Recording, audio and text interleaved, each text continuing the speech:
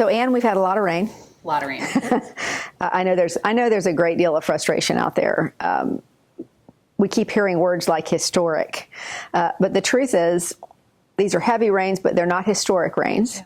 We have a lot of rain generally between August and October, but what we're seeing is we're seeing the result of a changing climate. To really understand the full picture of flood risk in Jacksonville, it's important for us to see the complexities there. And that's why we are developing the first compound flood model in the country for a U.S. city.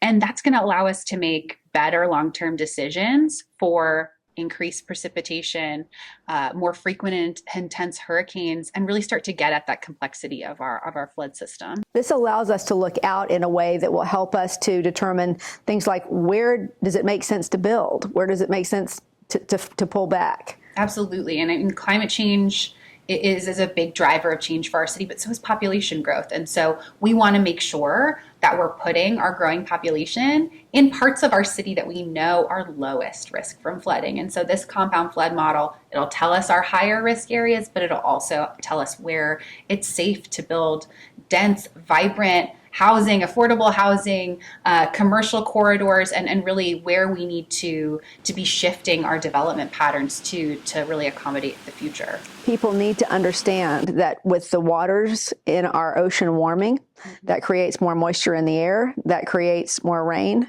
and that in addition to the fact that our oceans and therefore our rivers are rising, that's going to create more flooding. And 24 years ago, when the Better Jacksonville plan was first proposed, and San Marco, I guess, had several inches above sea level at that point. Since then, the rivers have risen enough because of the oceans rising that we have basically come to where we're at sea level and rapidly going the other way. When we're seeing trends where all of these different flood factors are going to be happening more often. We currently have about 4 days a year with extreme high tide events, and by mid-century, that could be closer to 40 to 60 days a year.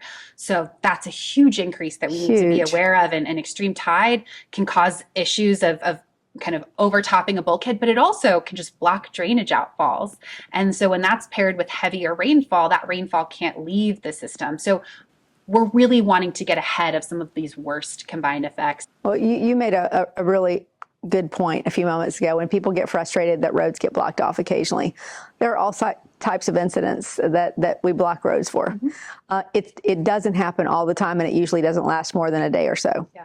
Yeah, I mean, if you think about an intersection being closed off for a street fair, there isn't as much, anger or fear around that because people can see it coming. They're prepared. They know how to reroute, their path to work or to run errands. They can anticipate it. And so I think what we're really hoping to do is put ourselves in a better position to be able to predict where we might have kind of those lower level disruptions and really block off streets that aren't safe to drive through.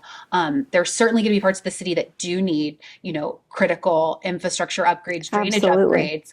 But there's also going to be places where a little bit of standing water on a road happens from time to time. And really what's important is making sure that vehicles aren't driving through it and that we're not putting people in danger.